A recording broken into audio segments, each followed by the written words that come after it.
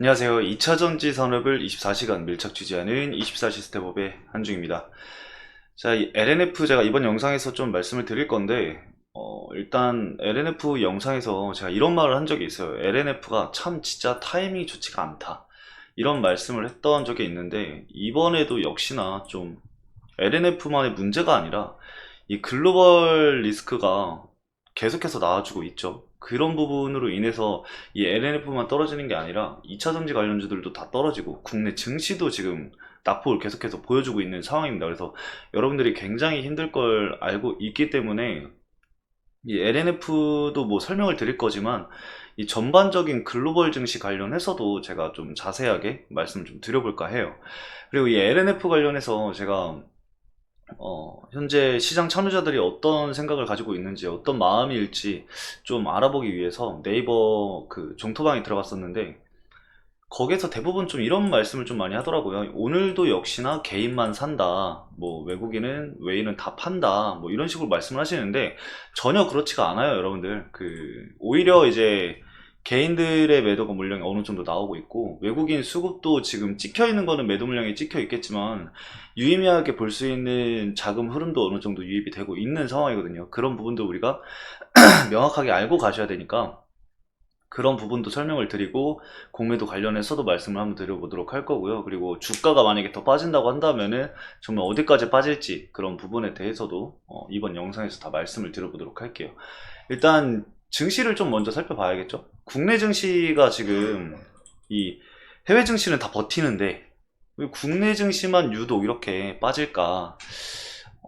저도 참 아이러니하지만 제가 오늘 아침 시황에 말씀을 드렸어요. 오늘 시작을 좀 좋게 했잖아요. 뭐 코스피 같은 경우는 1.16으로 진행을 했고 코스닥 같은 경우도 0.59로 좀 준수한 지수로 좀 방어를 하면서 시작을 했는데 결국에는 제가 오후장 들어서 이 낙폭이 나와줄 수 있다라는 거에 대해서 우리가 살펴봐야겠다.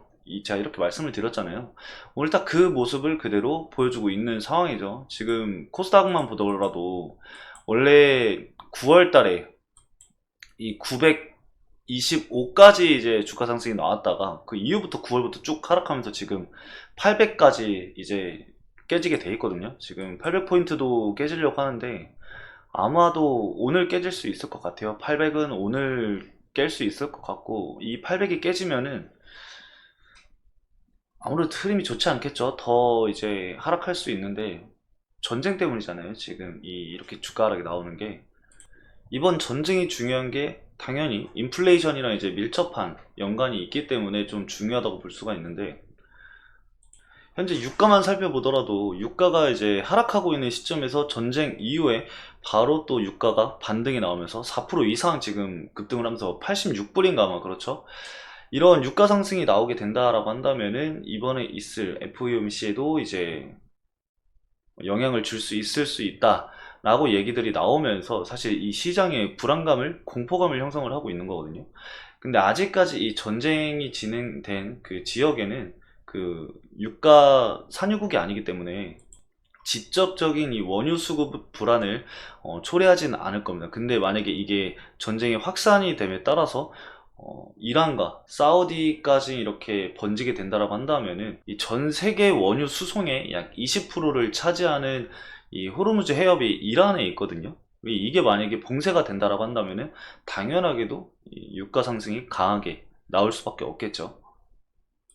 그런 리스크를 좀 안고 있는 상황이기 때문에 이번 주 증시가 우리에게는 엄청난 변동성을 보일 것으로 좀 판단이 되고 있고 이것뿐만 아니라 이번 주에 빅 이슈들이 굉장히 많아요. 이 빅 이벤트가 굉장히 많은데 CPI도 지금 예정되어 있고 FOMC도 예정이 되어 있잖아요. 뭐 FOMC 의사록이라던가 아니면 연준 정책 관련해서 이벤트들이 존재하고 있고 그리고 이번에 이제 실적 시즌에 이제 본격 돌입을 하게 되죠.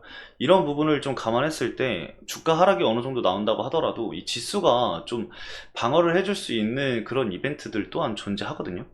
근데 아직까지 우리가 명확하게 이 구간을 지키겠다 이렇게 얘기할 수 있는 부분이 하나도 없다라는 거예요. 그러니까 불안정 그 자체라는 거죠. 그런 시점에서 이 LNF에게 타격은 더 크게 다가올 수 있다라는 겁니다. 제가 9월 초부터 말씀드렸던 거는 사실 이 LNF가 주가 하락이 나온다는 것은 너무나도 당연한 부분이었고 16만원과 그리고 16만원 이탈 시 15만원까지 주가 하락이 나올 수 있다라고 제가 계속 말씀을 드렸었는데, 사실 이런 전쟁 같은 리스크는 저희가 예상을 할 수 없는 예상 밖 리스크잖아요. 이 논의 리스크 같은 경우는 우리가 어떻게 할 수 있는 방법이 없어요. 이로 인해서 주가 하락이 더 나온다라고 한다면은 그런 부분은 좀 받아들이되 확실히 우리가 알고 있는 이벤트들에서 반등이 나와줘야 하거든요. 우리가 기다렸던 거는 10월 25일이죠. 결국에는 임시주총 이후에 이제 주가 반등을 지금 기다리고 있는 건데, 공매도 수량도 9월 13일 이후부터 좀 줄어들고 있는 추세긴 합니다. 그래서 만약에 이 10월 25일 전까지 공매도 동향을 우리가 좀 살펴보면서 과연 우리가 원했던 주가 흐름대로 갈지, 이런 부분을 계속 지켜봐야 될 것 같습니다. 지금 많이 힘드신 분들이 대부분 이 고가에서 매수를 진행을 하시고 보유하고 계신 분들이거든요. 제가 영상을 찍으면서 좀 그런 분들에게는 죄송한 말씀이지만 주가 하락이 계속 나온다고 말씀을 드렸던 이유도, 사실 신규 진입을 고려하시는 분들에게는 현재 주가 하락이 굉장히 큰 메리트로 다가올 수 있는 거거든요. 그래서 이 밸류에이션 매력도 자체도 올라가는 상황에서 투자 매력도도 굉장히 올라간 상황이죠. 하지만 제가 말씀을 드렸잖아요. 상승을 하기 위해서는 이 상승 모멘텀이라는 게 필요하죠. 그쵸? 근데 아직 LNF에게는 상승 모멘텀이 부재인 상황에서 글로벌 이슈 또한 리스크로 다가오는 시점이기 때문에 주의가 필요한 시점이다. 그래서 아직까지는 진입을 고려하지 않고, 그리고 추가 매수 또한 아직은 고려하면 안 되는 상황이다 라고 좀 말씀을 드려볼 수 있을 것 같아요. 마지막으로 수급을 좀 말씀을 드려보도록 할게요. 지금 많은 분들이 개인만 지금 매수를 하고 외인이 매도를 진행을 하고 있다라고 생각을 하시는데, 오히려 개인들의 매도가 지금 나오고 있는 상황이죠. 뭐 기존 물량은 개인들이 많이 보유를 하고 있을 수 있습니다. 하지만 우리가 유심히 지켜봐야 될 거는 외국인 자금이에요. 외국인 자금이 유입이 되어야지만 우리가 생각을 했었던 그런 공매도 상환이라던가 이런 거를 좀 유출을 해볼 수가 있거든요. 현재 개인 같은 경우는 여러분들 미래에셋이랑 키움증권에서 지금 매도 물량이 찍히고 있어요. 지금 키움은 다시 이제 매수가 어느 정도 들어오면서 순매수 전환을 할 것 같긴 한데, 미래에셋이 매도가 압도적이기 때문에 오늘 개인은 매도로 찍힐 겁니다. 아마 매도로 찍히고, 외국인은 매수로 지금 찍혀 있는데 집계된 물량이 그렇게 크지가 않아요. 하지만 보면은 매수 집계가 계속해서 되고 있습니다. 모건스탠리랑 골드만삭스에서 매수가 유입이 되고 있고, JP모건 서울도 매수가 어느 정도 들어왔지만 얘네는 물량이 적으니까 패스를 하겠습니다. 매도가 지금 계속 진행이 되는 거는 맥커리 증권이에요. 맥커리 증권에서 매도 물량이 계속 나오고 있기 때문에 뭐 외국인 물량에서 매도가 찍히고 있다, 약간 이렇게 좀 착각을 하실 수가 있거든요. 근데 우리가 중요하게 봐야 될 거는 골드만삭스랑 그리고 이 모건스탠리입니다. 왜냐, 얘네가 이제 공매도 대량 물량을 보유하고 있는 운용사들이기 때문에 얘네 수급을 우리가 잘 지켜봐야 됩니다. 일별로 좀 살펴보면은 최근에 이제 꾸준히 순 매수세를 넣고 있어요. 9월 22일부터 매수를 꾸준히 진행을 하면서 현재 순 매수량이 3만 주까지 이제 올라와 있는 상황입니다. 이게 장기적인 부분까지 포함이 되어 있기 때문에 순매수량이 이렇게 찍히는 건데, 단기적으로 좀 살펴보면요, 5일 기준으로 살펴봤을 때 모건스탠리가 현재 가장 많은 순매수세를 보여줬거든요. 9월 27일 기준으로 이제 5거래일이니까 5거래일 동안 10만 주 이상 순매수세를 넣고 있는 상황입니다. 그리고 골드만삭스도 뭐 많은 물량은 아니지만 매도를 계속 진행을 하다가 최근에 순매수세 전환을 진행을 했어요. 그래서 지금부터의 이 매수세가 유입이 되면서 10월 25일 이 임시주총 이전까지의 매도 물량이 어느 정도 나오는지, 순매수가 어느 정도 나오는지, 그런 부분을 우리가 공매도 물량이 축소하는 것과 함께 살펴봐야 한다는 겁니다. 공매도도 지금 보시면은 많이 줄었죠. 지금 과거에 비해서는 좀 줄었습니다. 제가 공매도 올 때 어떻게 봐야 된다라고 말씀드렸죠.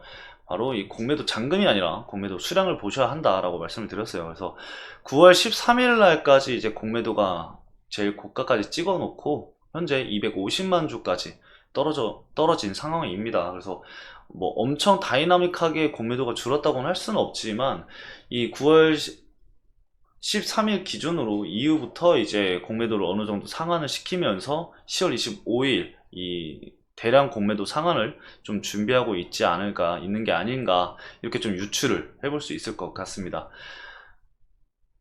다만 한 가지 좀 우려되는 상황이 있죠. 지금 이런 식으로 주가 하락이 계속해서 된다고 하면은 시장 참여자들의 실망감은 더욱더 커질 수밖에 없겠죠. 우리가 기다렸던 부분도 있고 10월 25일 이후에 주가 상승이 강하게 나올 거다라는 기대감을 갖고 있지만, 이렇게 시장 참여자들의 기대감을 계속해서 낮추고 이렇게 되면은 관심도가 떨어질 수밖에 없어요. 그러면은 공매도가 이제 상한이 된다라고 해도, 코스피 이전 상장이 확정이 된다라고 해도 주가 상승이 강하게 나올 수가 없거든요. 우리가 원했던 그런 흐름이 나오지 않을 수가 있어요. 그렇게 되면 어떻게 될까요? 주가가 강하게 반등하는 것이 아니라 일부 주가 반등 이후에 박스권을 형성을 하는 기간을 어느 정도 가져가겠죠. 그런 거를 우리가 또 살펴봐야 한다는 겁니다. 그런 상황이 오게 된다라고 하면은 굉장히 오랜 기간이 걸릴 수가 있어요. 주가가 큰 반등이 나오기까지. 그래서 우리가 두 가지의 플랜을 여러분들이 좀 감안을 해 두셔야 한다라고 좀 말씀을 드릴 수 있을 것 같아요. 이 기존에 이미 박스권 구간에서의 악성 물량도 굉장히 많은 시점이고, 이미 주주들이 좀 많이 지쳐있는 모습들이 굉장히 많이 보여지고 있거든요. 그래서 과연 이 LNF가 어떻게 이런 그 주주 환원 정책을 펼칠지, 그리고 앞으로의 뭔가 우리가 기대할 수 있는 그런 빅 이슈들이 나올 수 있을지, 그런 부분을 좀 지켜봐야 될 것 같아요. 그래서 일단은 10월 25일 이후까지는 주가 흐름을 봐야 될 것 같고요. 그 이전까지는 조정폭이 나와줄 수 있을 것 같다라고 말씀을 볼 수 있을 것 같아요. 일봉상으로 제가 안 보여드렸던 이유도, 일봉상이 아니라 주봉상으로 봐야지 이제는 지지 구간을 알 수가 있어요. 이미 일봉상의 지지 구간은 이탈을 한 상황이죠. 그래서 지금 이 15만 5천원 구간도 이탈이 나올 수 있는 상황이기 때문에, 이 구간 이탈을 한다면은 밑으로 이제 240주 선이죠. 240주 선까지 12만 5천원 구간까지 하방으로 열릴 수도 있다 라고만 여러분들이 좀 알고 계시면 좋을 것 같습니다. 그래서 지금 당장 여러분들이 뭐 추가 매수를 진행을 하진 않으시겠지만, 말씀드렸듯 주가가 하락할 때는 여러분들 절대 지금 추가 매수를 하지 않는 것을 저는 권장을 좀 드려볼게요. 그래서 시장 분위기도 살펴야 되고, 이 LNF 주주들의 이제 반응도 살펴야 하고, 그리고 공매도 반응도 살펴야 되고, 지금 뭐 살펴볼 게 굉장히 많아요, 이 LNF는. 그래서 힘든 시간이 계속 되겠지만 10월 25일 이후에는 그래도 지금 하락세는 멈추고 일부 주가 회복은 당연히 나와줄 수 있을 거라고 판단을 하니까요. 일단 그 부분을 우리가 기다려 보도록 하고, 그 이후에 이제 어떤 스탠스를 보일지, 그리고 그 움직이는 것을 우리가 체크를 하고, 그 뒤에 이제 다시 분석을 해서 시나리오를 짜보는 전략을 가져가는 게 좋을 것 같습니다. 여러분들이 가장 중요한 거는 현재 글로벌 증시 리스크에 대한 그런 부분도 고려를 해야 된다 라고만 이제 알고 계시면 좋을 것 같아요. 그래서 다음 영상에서도 제가 수급이나 이런 부분 체크해서 여러분들에게 말씀을 드릴 테니까요.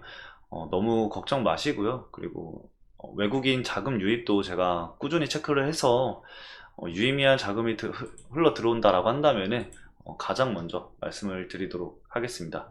그래서 이번 영상 그럼 여기까지 말씀을 드리면서 오늘 영상도 마치도록 하겠습니다. 오늘 영상도 시청해주셔서 감사합니다.